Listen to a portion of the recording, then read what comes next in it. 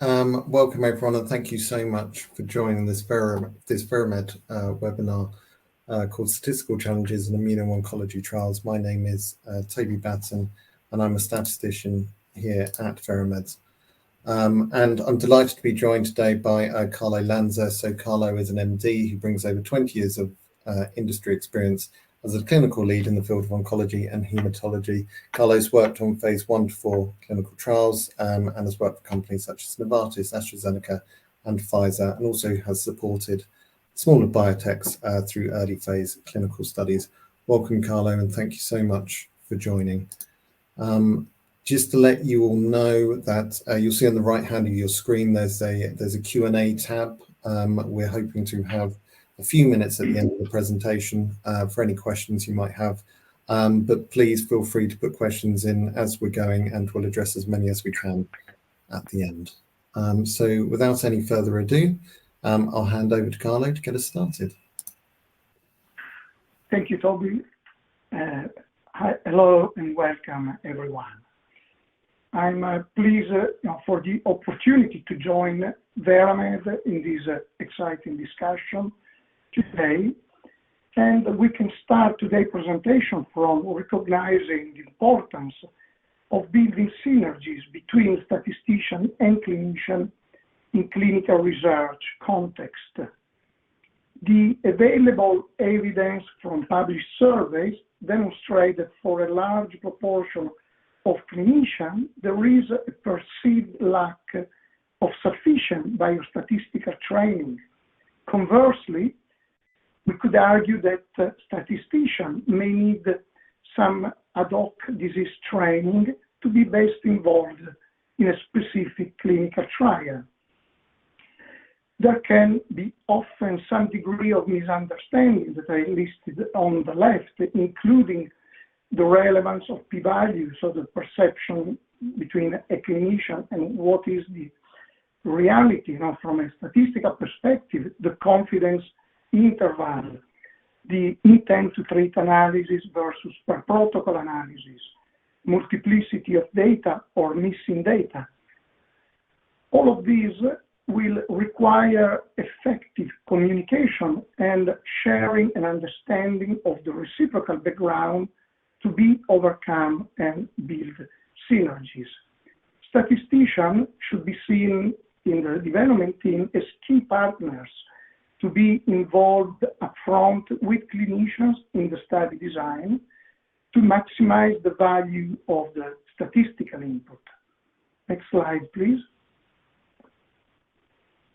So we will briefly introduce here the field of immuno-oncology, representing one of the main advances in the recent years in the field of oncology together with target therapies, and the consequent impact on designing tailored clinical studies when compared to traditional chemotherapy, as Toby will explain later on. Next slide, please. We can divide the cancer immunotherapy into passive and active immunotherapy, including different modalities listed on the slide. Passive immunotherapy acts directly on cancer cells, whereas active immunotherapy acts through the immune system that is stimulated and triggered to recognize cancer cell as non-self and consequently target and kill them. Next slide, please. Safety is always first, and we can discuss briefly how the safety profile of immunotherapy largely differs from traditional chemotherapy. Chemotherapy, being rather unspecific in its mode of action, targets mainly proliferating cells, both cancer cells but also healthy replicating cells. Its toxicity is often with rapid onset and progressively more severe with parallel higher doses, with a narrow therapeutic window, meaning that drug levels to achieve the anti-cancer effect, and toxicity are both very close and often overlapping. So to achieve anti-cancer effect, basically you are often accompanied by toxicity. On the other hand, immunotherapy is a mode of action that brings to different set and kinetic of effects, with safety findings that are largely immune-related, some of which with slow onset compared to chemotherapy. The different kinetic that we have in immunotherapy is often reflected also in tumor response, which may be slower and supported also the development of specific response criteria like iRECIST. But often responses are also more durable with immunotherapy. Next slide, please. Specifically, the safety profile is largely dependent, of course, on the mode of action of immunotherapy that can produce an inflammatory response not only surrounding tumor sites, but also across the body with delayed onset of specific immune-related adverse event compared to chemotherapy. These basically support the need to define a longer duration of the observation period for those limiting toxicity, so-called the DLT period, in those escalation trials, as this toxicity can occur later on compared to chemotherapy. At the same time, the definition of DLT period will need to take also into account that we are dealing with most advanced cancer patients that are typically enrolled in this oncology early phase trial and will progress rapidly. As Toby will explain later on, we need to reflect this in the study design, even accounting for potential patient replacement for early progressor during the DLT interval. Of course, the longer the interval, the higher the chances that a patient could progress during the observation period. Next slide, please. We are looking here at some general consideration of cancer patients that, of course, each of these will be normally well detailed in each protocol, but would just like to briefly mention that some aspects like baseline performance status, defined by ECOG level here, age of patient, baseline disease burden, presence of autoimmunity, need a specific consideration with immunotherapy when balancing benefit risk at inclusion, with specific consideration that apply to immunotherapy.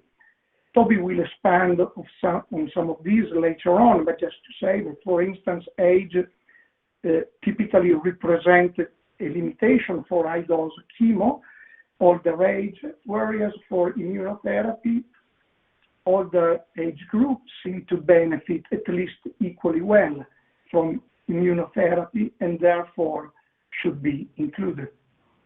Next slide, please. So now we will focus on the design of early phase study and how we can improve and adapt the design to best address patient need for a safe and effective treatment, and also in comparison with chemotherapy traditional assumptions. Next slide, please. The importance of those in early phase clinical trial cannot be emphasized enough. It's crucial to define a proper starting dose in a first-in-human study. This obviously is largely dependent upon preclinical findings, similarly to chemotherapy in this regard, with all needed conversion factor to allow to start a safe dose escalation. The dose escalation, in turn, will lead to the identification of an optimal dose for the phase 2 program. Traditionally, with chemotherapy, the MTD would be identified as the dose to move to phase 2.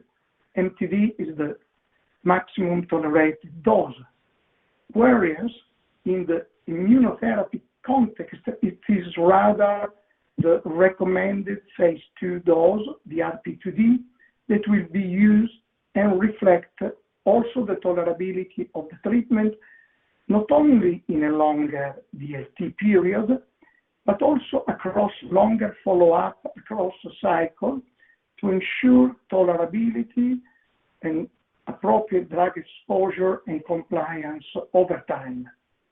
Potentially, the wrong dose, even with an effective treatment, might lead to failure of a study if we select a too high dose with consequent toxicity issues or a too low dose with consequent lack of efficacy.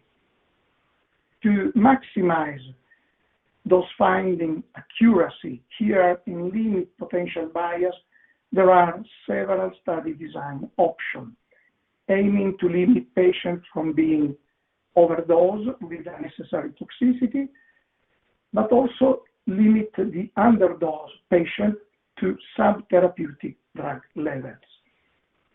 Next slide, please. So while we aim to enroll patients in early oncology as close as possible to the optimal benefit risk, even in a first-in-human study with limited information, the ethical conundrum is that in a first-in-human, we know only potential risk based on preclinical grounds, but have no clinical evidence yet, and therefore aim to start at a low dose that is likely to be safe. However, at the same time, we would like to offer some therapeutic benefit to our patients with high unmet need and with no approved therapeutic options left. So on this slide, I will hand over to Toby that will illustrate how statistics can help best to address this important question. Over to you, Toby. Thank you. Thanks, Carlo. So what I'll do now is I'll talk you through some of the study designs that are available for dose escalations, starting with the accelerated titration design. So in the accelerated titration design, what you do is you enroll one patient at a time. So you enroll your first patient at your first dose level, and you follow that patient through the dose limiting toxicity evaluation period. And once you get to the end of that, all being well, then you bring in your second patient at your second dose level, and again, follow that patient through the DLT evaluation period. And if that all looks safe, then you enroll your third patient. So one of the main benefits of the ATD is that once you've cleared a dose level as safe, you are then able to escalate previous patients up to those same dose levels. So this ethical conundrum that Carlo was just talking about becomes less of an issue, because what you're doing is you're going through these low doses quite quickly, not too many patients, and ultimately if the patients stay on the study long enough, every patient will get to that therapeutic dose level. So that ethical issue is certainly lessened. What you do in an ATD is if you observe a DLT, then you expand typically to 3+3 rules, and I'll explain in a moment exactly what they are. So in terms of risks with an ATD, the main risk is that because you're bringing just one patient in at a time, you're going through these dose levels quite quickly and with a limited population. So there is that risk that you escalate too far and too quickly. So the way to mitigate that is to have a lower threshold for expansion in these ATD cohorts than you would for a 3-patient cohort. So, for example, usually you'd flag a DLT as a related grade 3 or grade 4 adverse event. with an ATD, you may focus on some grade 2 adverse events, which you feel are predictive of a greater toxicity, and then expand at that point rather than waiting for it to get too serious.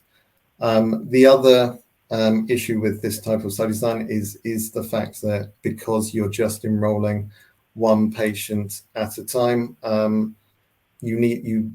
you still need to wait for each of those patients to get through the DLT evaluation period before you can enroll the next one. So it doesn't actually speed the study up a great deal. If you're doing 3 patient cohorts, you'll enroll those 3 patients in parallel. So it doesn't really speed things up. And because you have less patients, and even though you're getting lots of dosing data from those few patients, ultimately you have less data to make conclusions of the safety profile on. So there are limitations, but certainly it helps at those lower doses with that ethical conundrum. So this brings us on to the 3+3 design. So if you're not familiar with 3+3 rules, the very basic rule set is that you start by enrolling 3 patients at your dose level. If you don't observe any DLTs, you escalate to the next dose level. If you observe 1 DLT, you expand to a second set of 3 patients, and in that second set of 3 patients, if you don't observe any DLTs, you escalate, and if you do observe a DLT, then you stop at that dose level. So the 3+3 is still by far the most commonly used dose escalation phase 1 design, and the reason for that is because it's so easy to use. It's so easy to interpret, and it's considered tried and tested. It's been used for many, many years across many studies, and therefore clinicians trust it. However, there is a major issue with the 3+3 design, and that is in its ability to identify the maximum tolerated dose. And simulations have shown that it only does this in about 30% of cases. And these simulations were actually done prior to the emergence of immunotherapy. So with these additional factors that make the toxicity profile for immunotherapies harder to predict, we can only assume that this accuracy is getting worse. There are some positives to the 3+3 design. One thing is, compared to the ATD, you're enrolling 3 patient cohorts, and that means more data. And that's really important, especially for immunotherapies, because one of the key objectives of these studies is to find therapeutic signals, and the more patients you have, the more data you're generating, the easier it is to find those therapeutic signals. The second thing is that 3 patient cohorts are very sensible, and the reason for that is because typically we're targeting a toxicity at the maximum tolerated dose of about 30%, so roughly 1 in 3. So with a 3 patient cohort, you'd expect to see a DLT in one of those 3 patients. If you're seeing 2 DLTs, you might have just been unlucky. If you're seeing 3 DLTs, it's about a 1 in 27 chance, and most likely reason for that is because you were above your maximum tolerated dose. But there are also some serious limitations, and this is why the maximum tolerated, the ability to identify the maximum tolerated dose is so poor. The general rules don't allow for dose reduction. Potentially, what you could do is adapt the standard rules to allow dose reduction in your protocol if you did want to use a 3+3. But if you're not allowing that, then you really do limit yourself. And also, it only allows you to enroll a maximum of 6 patients per dose. And with this more complex safety profile that we're seeing for immunotherapies, sometimes 6 patients is just not going to be enough to truly understand whether that dose is safe. So what are the alternatives? One alternative is interval designs. So these are a natural progression from a 3+3 design. With an interval design, what you have is a target toxicity. So again, let's say 30%. And you have an acceptable margin of error around that interval, which is typically 5%. So your interval is 25 to 35%. 2 examples of interval designs are the MTPI and MTPI-2, and these used underlying Bayesian models. Another example of an interval design is the I3+3. And this, rather than using a modeling approach, has an algorithm which is followed to make the decisions. Now, you might think with a Bayesian model and an algorithm, these sound quite complicated, and you're going to have to get a statistician involved in all dose escalation decisions to run these models and then provide you with the options and the recommendation. But actually, what you can do is pre-generate all the possible outcomes and put these into a really simple decision grid. And I'm going to show you an example of one of these on the next slide. And this decision grid can actually go into your protocol as the study is being designed, and then you just refer to that in the dose escalation meeting. So these approaches are really simple to implement and really easy to interpret, just like the 3+3, but they offer greater flexibility both in cohort size and escalation decisions. So here is an example of the decision grid I was just talking about. So this is for a study design with a target toxicity of 30% and that interval of 25 to 35%. And what I've done is I've put the I3+3, the MTPI, and the MTPI2 decisions all next to each other on the same grid, so you can compare and see how similar these are. So just to explain how this works, you see lots of letters in colored blocks. So a blue E, the recommendation is to escalate. With a yellow S, you stay at the same dose. A purple D, de-escalates, and a red DU, you de-escalate and you never escalate to that dose level again. And this is so easy to use. What you do is you just read along the top the number of subjects you've dosed and then read down for the number of DLTs. So let's say we've dosed 6 patients and we've experienced 3 DLTs. We're just going to this block here. So you can see with an I3+3 and an MTPI2, the recommendation is to de-escalate. And an MTPI, the recommendation is to stay at the same dose. So the difference between the MTPI and the MTPI2 is with the MTPI2, it encourages dose changes more frequently. So you're more likely to escalate or de-escalate. And the reason for this is it's been shown that if you change dose more often, you've got a better chance of correctly identifying the maximum tolerated dose. However, if you're escalating more often, what that means is you're more likely to dose more patients above the maximum tolerated dose. So it is a bit more risky.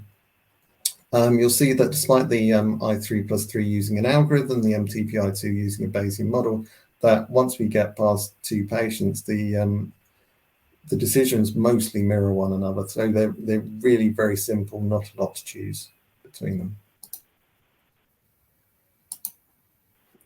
And another type of interval design is the Bowen design. So Bowen is the Bayesian optimal interval design. And again, this uses an underlying Bayesian model, but you can put together a decision grid like we've just seen. I've just put the decision tree that is used for dose escalation. Decisions here too, and it's really straightforward. You just work out your current DLT rate, and then whether it's within the interval or outside the interval dictates what the recommendation is with regards to the dose. The nice thing about the Bowen design is there's numerous extensions to this. One of them is the Bowen 1/2, which is a phase 1/2 study design, which also takes into account efficacy. Fortunately, don't have time to go into those types of study designs today, but I did just want to point out that these are available. Another potential extension is the time to event Bowen. So with the time to event Bowen, these also take into account the potential for late onset toxicities, so toxicities you haven't observed yet. And as Carlo has been telling us, with these types of these immunotherapy drugs, we need to have a longer DLT period because of these potential for late onset toxicities. But a longer DLT period means you have to wait longer to escalate the next cohort of patients, which means the study is much longer and obviously that much more expensive. So this design takes that into account, actually allows you to escalate before all of your patients have completed the DLT evaluation period. And you may think it's Bayesian and it's time to event that, it's going to be a really complicated statistical model to run these, but actually it's still a rule-based approach. And you can put together a table like this, which again can be defined up front and then go into your protocol and be referred to for the dose escalation meetings. So just to give you an example here, so if you have 3 treated patients, 1 with a DLT and 1 patient who was yet to complete the DLT evaluation period, the decision depends on the standard follow-up time, so which is how much of the DLT assessment window the sum of patients had completed, and that determines whether you stay at the same dose or whether you de-escalate. And the next option is the continuous reassessment method. So this is more of a true modeling approach where we're calculating probabilities.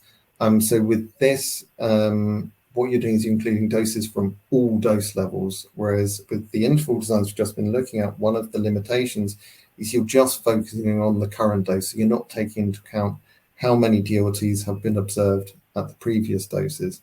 So because we're looking at all doses, this gives you a better chance of correctly identifying the maximum tolerated dose. But what it also means is the number of permutations going across all the different doses and different escalation decisions is vast. So we can't create a decision grid like we could for the interval design. This is, for this type of study design, you need a statistician to be involved and to be engaged for each of your dose escalation decision meetings, because they will need to calculate probabilities to guide those decisions. And the probabilities that are being calculated are the probability that the dose level, the true toxicity for the dose level, is within the target range. So that's that 25 to 35% range we've just been talking about. So you calculate that probability for each dose level, and then the next dose level is the dose which has the highest probability of being within that target range. The CRM also allows for even more flexibility. So as well as being able to escalate and de-escalate the dose, if the model shows that you can't yet escalate a full dose, but you could escalate to a point in between, you can actually do an intermediate dose escalation, which allows for even greater opportunities.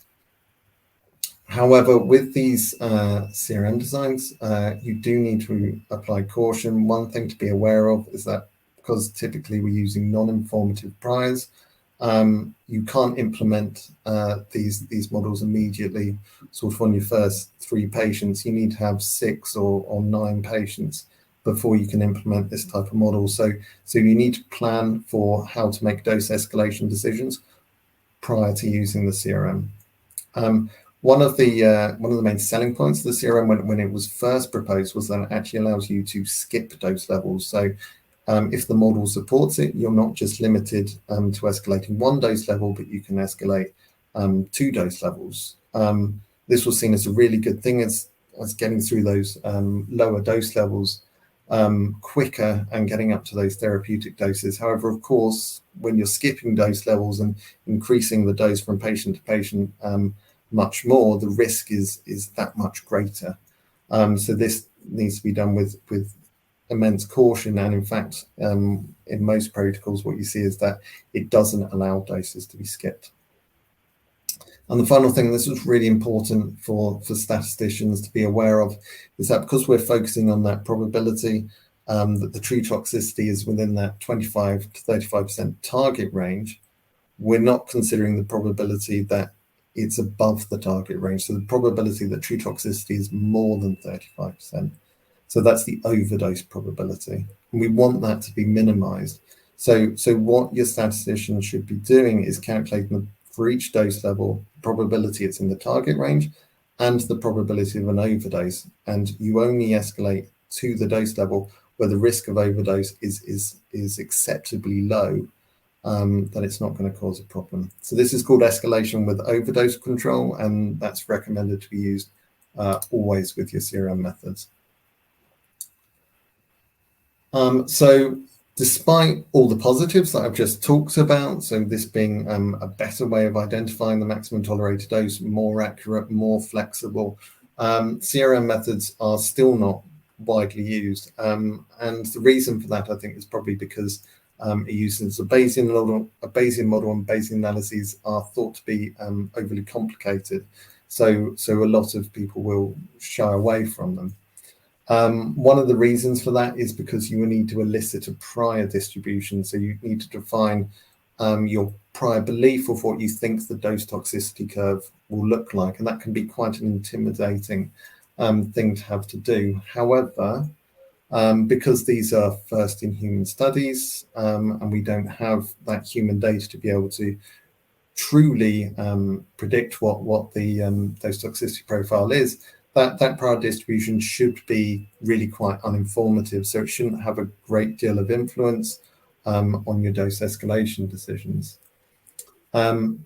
The prior distribution should be based off preclinical data and data from drugs in the same class. So this means that the definition of the prior distribution is primarily a clinical decision rather than a statistical one. So what you need is your clinical group to think about what an appropriate dose toxicity curve and what the expected dose toxicity curve would be for your drug based off that preclinical data.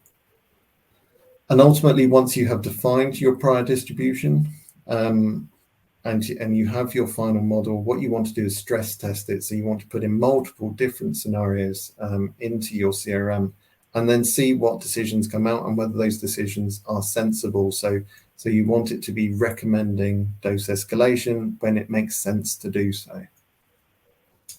And the second thing that I think puts a lot of people off is the fact that running these analyses can be quite complicated, and certainly anyone who's programmed a Bayesian analysis in SAS will say that it's a very different type of programming, and it's really quite complicated. However, with CRMs, what you have is specific packages in R. R is of course free, which you can use, and for even a novice in R like myself, they're really quite straightforward to use. So they don't require you to be an expert in the language at all.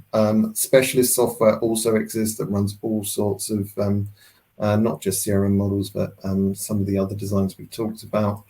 And if you're a statistician who's very much SAS experienced, wants to do it in SAS, then it is very much possible to do this in SAS as well. In Proc MCMC, it is more complicated, but it's certainly doable. So now this brings us on to our first case study. So this was a study in immunotherapy, a dose escalation study, and it just sort of shows how complex these dose escalation decisions can become with immunotherapies.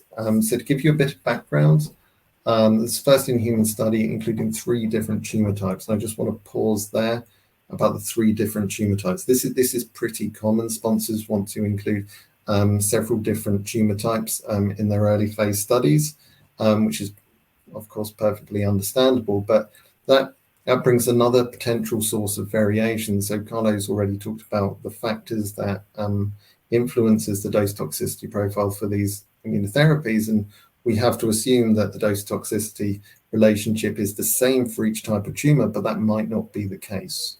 So we've already got an additional source of variation here. So in this study, the plan was to start at a very low dose level and use an ATD for the first 3 patients to get through the first 5 dose levels as quickly as possible. Once we got to the 5th dose level, we'd expand to a 3-patient cohort. And then once we had 6 patients dosed, then we would move to a CRM. And this is what happens. So we're reading here from left to right, starting with the ATD phase. So just to make you aware, the red boxes here represent the DLT evaluation period. So first of all, we can see a limitation of an ATD to a CRM design because despite the fact that we're doing intra-subject escalation during the ATD, we're actually only able to use the first dose level for a DLT evaluation period for each patient. And these are the only dose levels that we're able to use in our CRM. So despite the fact we've got all this dosing information, we can't actually use it, because to be able to do that, we need to include a cycle effect, and we need to include a subject effect. And we're dealing with quite small numbers of patients here, so a model that complex is just not feasible. So what actually happened for this study is we went through the ATD and we escalated these 3 patients up to dose level 5 with no problems whatsoever. At this point, it was going as swimmingly as we could possibly have hoped for. So then we went into our expansion 3-patient cohort, and we enrolled 3 further patients. And that's when we started to hit problems. So with these 3 patients at dose level 5, we did see our first DLT. However, this meant I now had the 6 patients I needed to start the CRM. So I plugged this data into the model, and the recommendation was to expand dose level 5. This was put to the safety review group, who agreed with this recommendation, and that dose level 5 should be expanded. However, they also felt that potentially the reason that we'd seen this toxicity at the previous cohort was because in the ATD, patients had started at a lower dose and slowly increased up to dose level 5. Whereas in the previous cohort, patients started straight at dose level 5 and received flat dosing. So what they also recommended was that within the DLT evaluation periods, we implement a step-up dosing regimen. So straight away, this gives me a new problem for my CRM model, because now, as well as all the factors that Carlo's mentioned, and the fact we've got 3 different tumor types, we've now got 2 different dosing regimens, and we simply don't have the data to adjust the model for different dosing regimens. So that means, from my perspective, I have to assume these are the same in the model, which is far from ideal. So these next 3 patients were enrolled with step-up dosing and were escalated up to dose level 5 as planned. However, then we did see 1 more DLT. So then I took these 9 patients and I put them back into my CRM model, and the recommendation again was to expand dose level 5. This was put to the safety review group again, and the safety review group actually disagreed with the recommendation from the CRM. They felt it was safe to escalate, not a full dose level, but half a dose level. And you may be thinking to yourself at this point, well, that sounds wrong. You shouldn't go against the model. And in actual fact, I was quite comfortable with this. And the reason for that is the CRM should be used to guide dose escalation decisions, not dictate dose escalation decisions. And one of the reasons for that is because in the CRM, we're including dose toxicity as a binary variable. Either you've got it or you haven't. But toxicity isn't black and white. You can have a patient with a DLT who had a grade 3 headache, who had to stop taking the drug because the headache was so severe, but as soon as they did, they improved and they made a full recovery. Then you can have another patient who's been hospitalized with grade 4 CRS and is going into organ failure. These are not the same thing, and that's why it's so important for the clinical team and the medical team to really dig deep into the safety data and come up with an independent decision guided by the CRM of what to do with the dose escalation, because it's not just all about safety. Of course, you've got to think about whether the dose level you potentially expand is benefiting those patients, or whether it's better for them to receive a higher dose, which may be more efficacious. So that was the decision that was made.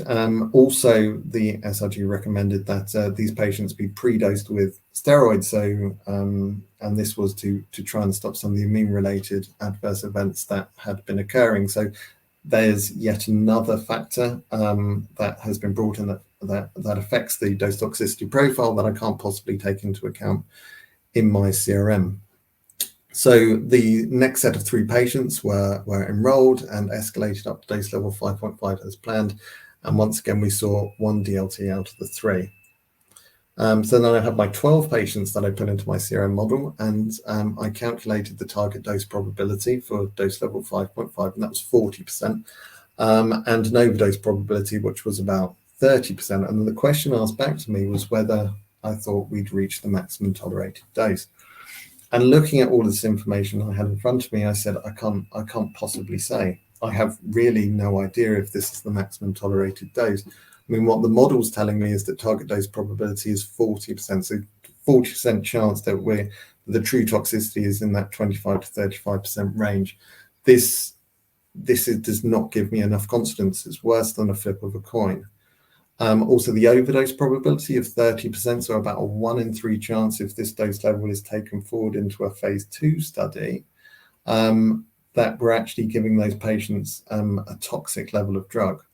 That again doesn't seem acceptable to me. So what I said is what we need is quite simply more data to account for all of these changes that have been made over the course of the study that have affected the toxicity profile, to understand better all of the other factors that are affecting this. And it's not just 3 more patients we need many more patients to be able to do this.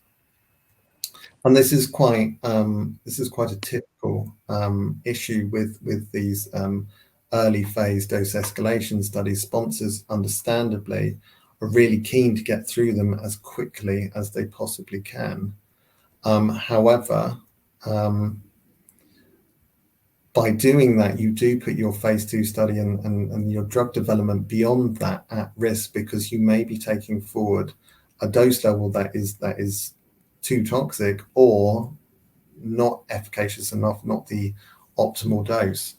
So really what we need to be doing here is planning larger studies with more patients, and while that may cost more and take longer, in the long term, it should be worthwhile.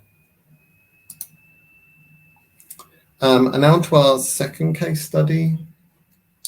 So in this case, this was again another immunotherapy, and this was for a drug in lymphomas. And when I came onto the study, the plan was to use a CRM, and specifically the new expanded 2-parameter logistic regression model. So this is the model equation for the 2-parameter logistic regression model, which I know looks quite nasty, but I will just break it down for you. So first thing to say is that what we're calculating, as we always do with the logistic regression, is the log odds, and here the log odds of a dose-limiting toxicity at the current dose. And then over here, this is the actual model equation. D is the current dose, and D star is the maximum dose level. So when the current dose is the maximum dose, we would have D star over D star. So this would become 1.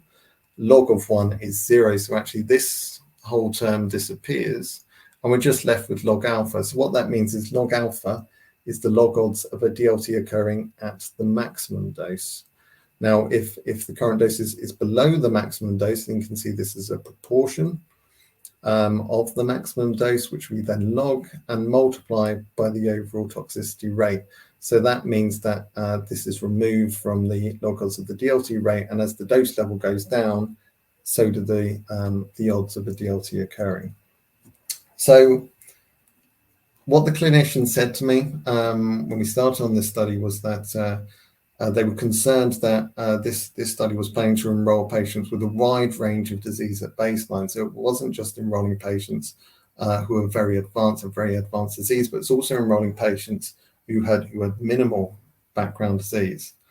And a common immune-related adverse event with these types of treatments is cytokine release syndrome. Cytokine release syndrome is known to be more severe in patients who have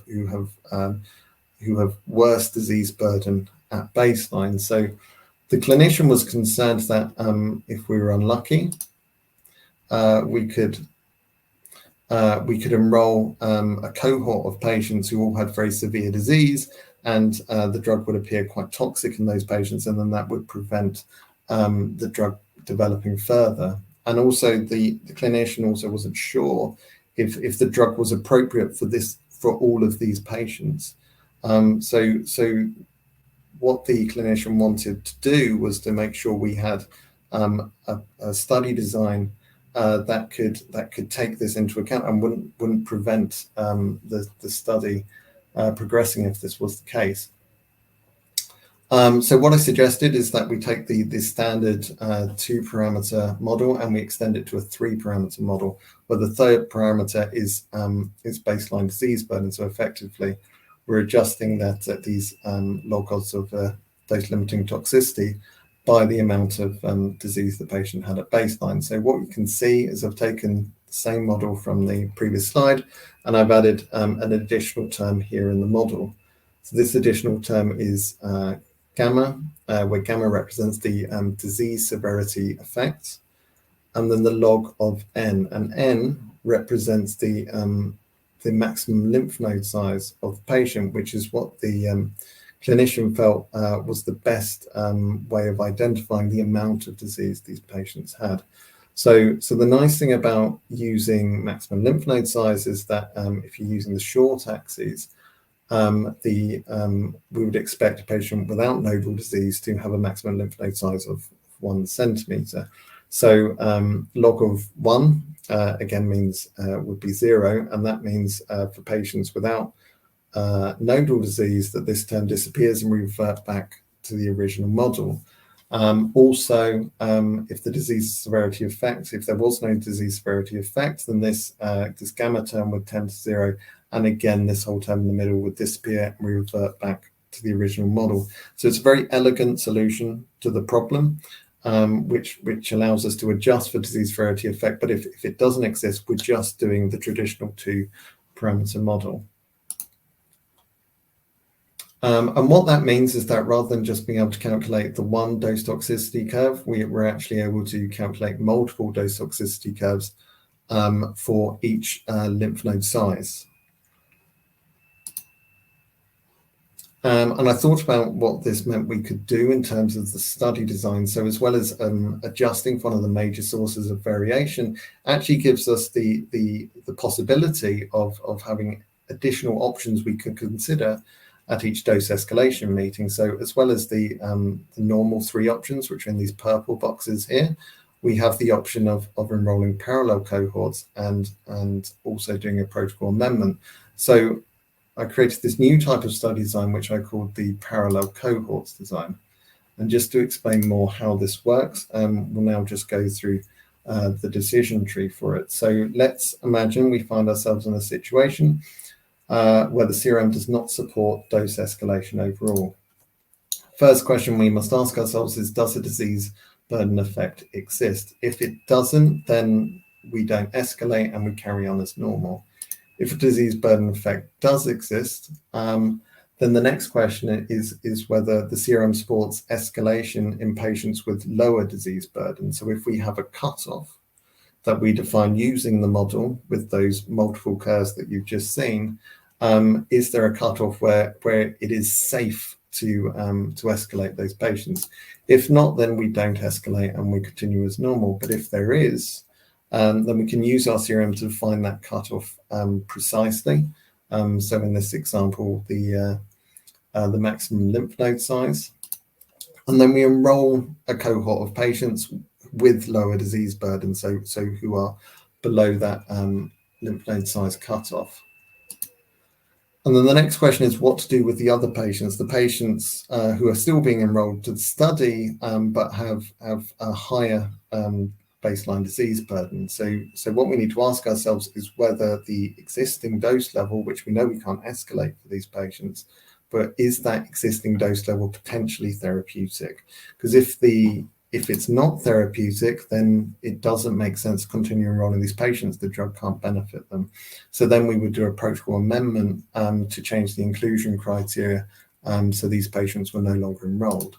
If it was potentially therapeutic, then the next question is this group large enough? Are there enough of these patients out there that we can enroll enough of them to enroll a cohort in parallel? If not, then again, maybe it makes sense not to include these patients in the study, do a protocol amendment and change the inclusion criteria. If it is, that gives us the opportunity to enroll a high disease high disease burden cohort in parallel at a different dose level to the low disease burden cohort. So what that means is rather than just enrolling 3 patients at a time, we're enrolling 6 patients at a time. So we're not adding to the overall length of the study, but we're getting a lot more data at different dose levels and across that range of factors that we know is causing a problem in the dose toxicity relationship.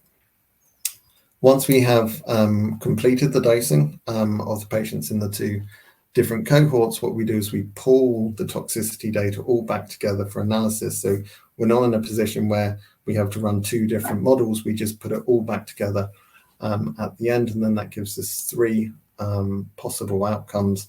We can maintain these 2 parallel cohorts as they are already defined. We can redefine the low disease burden cutoff. So if you decided here, the maximum lymph node size should be cut off at 5 centimeters, but the model showed that actually now that could be changed, then we have the option of doing that. And finally, if the disease burden effect actually disappears after we've split our cohorts, then we have the option to regroup back into a single cohort and carry on as we would have done previously. So just to conclude here, the assumptions in the traditional CRM models are oversimplified. We need to plan highly adaptable studies, and the possibility of enrolling multiple dosing cohorts in parallel should be considered. And while inevitably this leads to large studies, what we've been alluding to all the way here is that this is probably necessary for immunotherapies because of that far more complicated safety profile. Flexibility and adaptability in the protocol is absolutely key. That needs to be really thought about right at the beginning. And as statisticians, we can adapt and extend our CRM models. We shouldn't feel constrained by the traditional approaches. We should think about what works best for the drug and for the study and for the team that we're working with to develop models that better guide and inform on dose escalation decisions. However, one caveat here is that even with larger studies, we're still dealing with quite a small population, not a huge amount of data. So we need to be very careful not to over-prioritize these models because they will very quickly become too complicated. And that brings us to the end today. So really, we focused very much on early phase today. And while originally we had planned to sort of also talk about efficacy in phase 2 and phase 3, we realized that really for a 1-hour webinar, this was just too much, and we had lots of good stuff we wanted to talk about. So what we're actually going to do is we're going to cover that in a separate webinar. So this is very much phase 1 and part 1, and part 2 details will be forthcoming in the not too distant future. And with that, we will go to the Q&A. I'm aware some of you had some problems hearing Carlo earlier, but I hope that all got sorted. Please, if you do have questions, please put them in the Q&A box on the right-hand side of your screen. We've just got 5 minutes for any questions you may have, but if there's no questions, we will close it there. I'll just give it a few minutes for any questions to come through.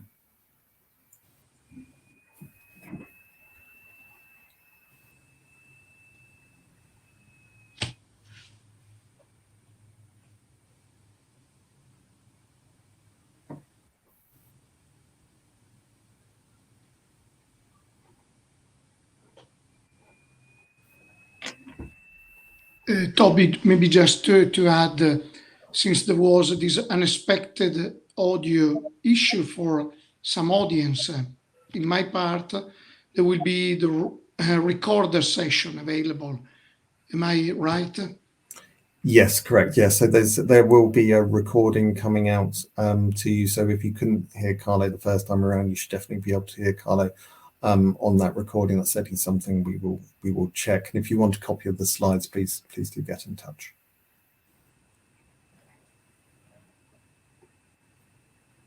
I can't see any questions coming through, so I suggest we end it there. Thank you all very much for your time.